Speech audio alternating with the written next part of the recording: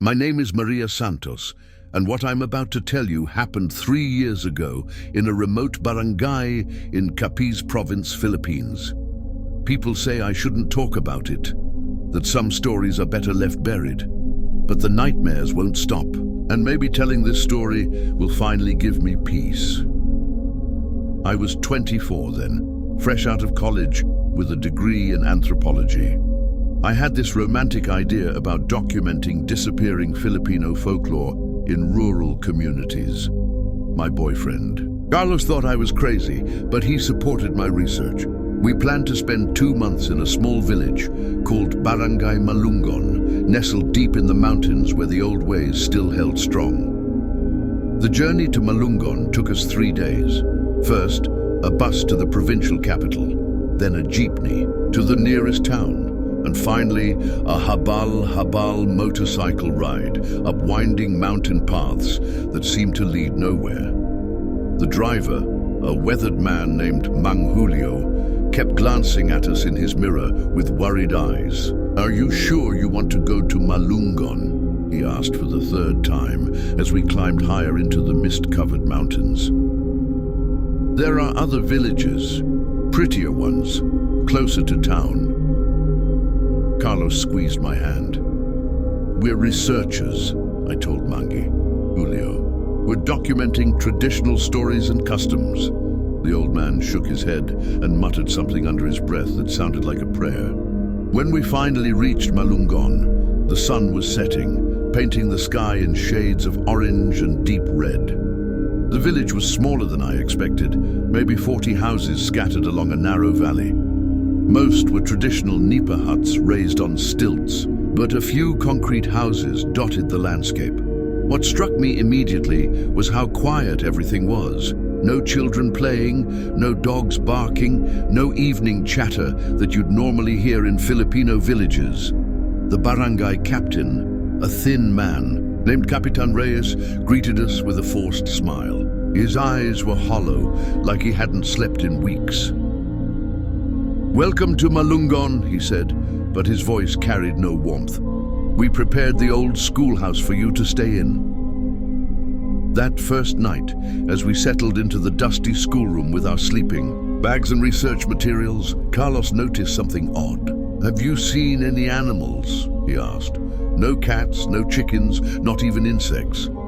He was right. The silence was unnatural, oppressive. Even the usual night sounds of the Philippine countryside were missing. No crickets, no frogs, no rustling of small creatures in the undergrowth. The next morning, we began our interviews with the village elders. That's when we first heard about the Aswang. Not the sanitized folklore version I'd read in books, but something darker, more immediate. The old people spoke in hushed voices, constantly looking over their shoulders. "They come at night," whispered Lola Carmen, an ancient woman whose hands shook as she clutched her rosary. "They take the weak ones first, the sick, the very young, the pregnant women." "But surely these are just stories," I said gently. "Folk tales passed down through generations." The old woman's eyes flashed with anger. "Stories?" she spat. "My grandson disappeared 2 months ago, 7 years old. We found his clothes by the river, but no body. That's no story, child." Over the next few days, we heard similar accounts from other villagers, always whispered, always accompanied by the sign of the cross. They spoke of creatures that could shapeshift, taking the form of large birds or wild pigs. They described a clicking sound that echoed through the forest at night, and a distinctive smell like rotting meat that announced the presence of these beings. What disturbed me most was how the villagers had adapted to living with this fear. Children were never allowed out after dark. Pregnant women were constantly guarded. Salt was sprinkled around houses, and everyone carried small bottles of holy water or wore anting amulets. "This is mass hysteria," Carlos said on our 4th night. "Fear feeding on itself until it becomes a living thing." But I wasn't so sure anymore. There was something in the air of that village, something wrong that made my skin crawl and my stomach churn. I'd been studying folklore for years, and I knew the difference between stories and lived terror. These people weren't sharing legends around a fire. They were describing their daily reality. On our fifth night, we heard it for the first time. A clicking sound, like someone sucking their tongue against their teeth, but amplified and distorted. It started somewhere in the forest and seemed to circle the village, getting closer with each pass. Carlos and I huddled in our sleeping bags as the sound continued for what felt like hours. Through the thin walls of the schoolhouse, we could hear doors slamming shut and the hurried whispers of prayers.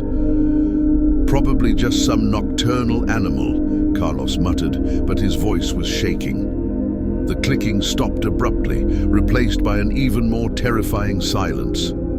Then came the smell, sweet and cloying at first like overripe fruit, but quickly turning putrid. It seeped through the cracks in the walls and made us both gag. We didn't sleep that night. The next morning, the villagers avoided eye contact with us. Even Capitan. Reyes seemed more nervous than usual. It was Lola Carmen who finally approached us. "You heard them last night," she said. It wasn't a question. I nodded, not trusting my voice. "They know you're here now. Outsiders draw their attention." Her wrinkled hand gripped my arm with surprising strength. "You should leave today." But I was stubborn. This was exactly the kind of authentic folklore experience I'd come to document. I convinced Carlos to stay one more night, promising we'd leave if anything else happened. That decision nearly cost us our lives. The seventh night started normally. Enough.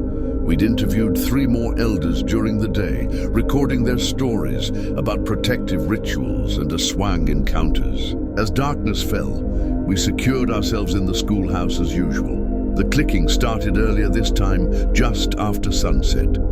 But now it was different, more urgent, almost excited. And it wasn't circling the village anymore.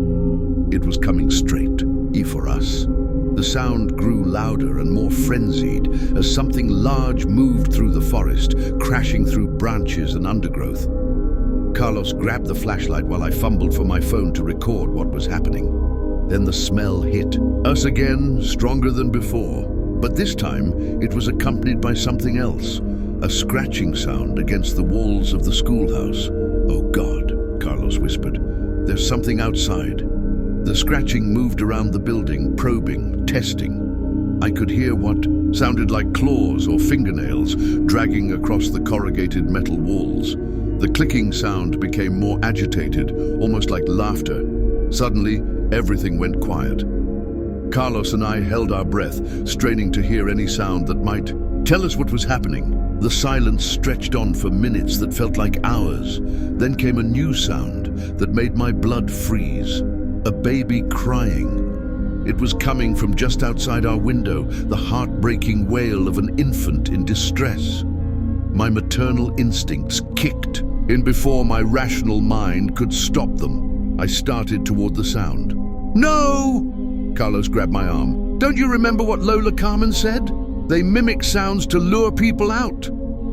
The crying continued, growing more desperate and pitiful. Every fiber of my being wanted to help that baby, but Carlos held me tight. "It's not real," he kept whispering. "It's not real." But it sounded so authentic, so heartbreaking. How could something inhuman produce such a convincing sound of human suffering?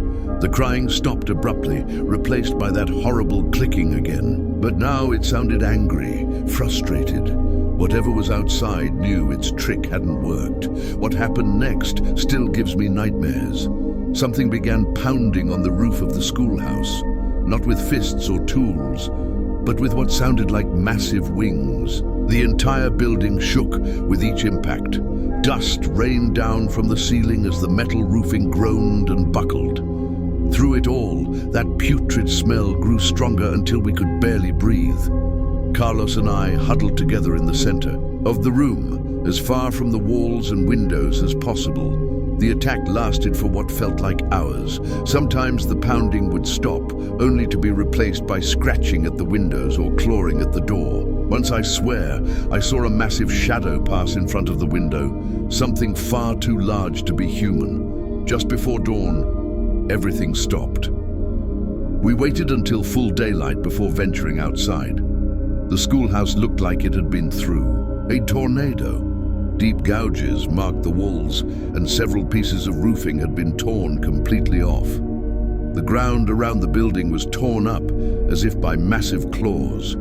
But strangest of all were the footprints in the soft earth. They started as something that might have been human, but as they circled the building, they gradually changed. By the time they reached the back of the schoolhouse, they looked more like the tracks of some enormous bird. Capitan Reyes found us packing our things an hour later. He took one look at the damaged building and nodded grimly. "I'll have Mang Julio take you back to town," he said quietly. "He's already waiting with his motorcycle." As we loaded our bags, I noticed that several other families were also packing. "Are they leaving too?" I asked. The captain's face was haggard with exhaustion and fear. "Half the village is gone already. The Aswang are getting bolder, more aggressive. Soon there won't be anyone left to protect."